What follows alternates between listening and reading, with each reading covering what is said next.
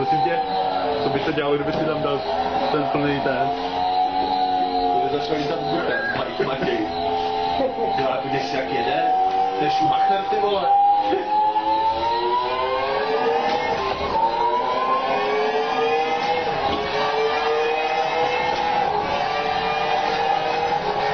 Kolik tam má?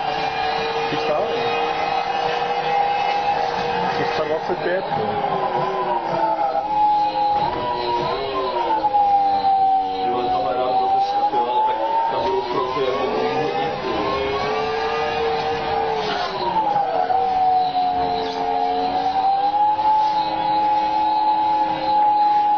Zvuk je úplně jiný, jako je.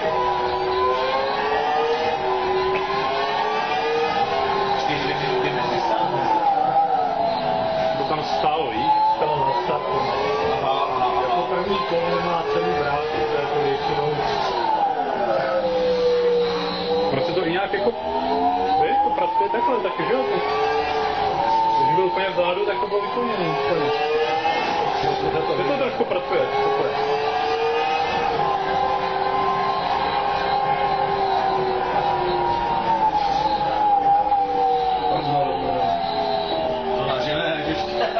To je fakt dobré, ale.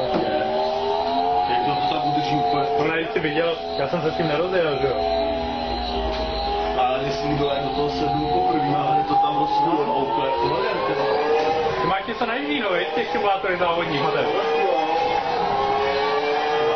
Jako...